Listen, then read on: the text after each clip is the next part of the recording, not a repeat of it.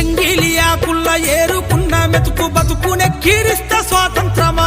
మురికి కాల్వల మీద అనాథ బిడ్డలకుడు పూజించేది స్వాతంత్రమా బతుకు తెరువులే కాలి పిల్లల నిడిసి వలసల్లిపోయేది స్వాతంత్రమా బహుళ జాతి డేగ కన్ను బట్ట పల్లె వల్ల పడయింది స్వాతంత్రమా స్వాతంత్రం వచ్చిందంట ఎవరికి స్వాతంత్రం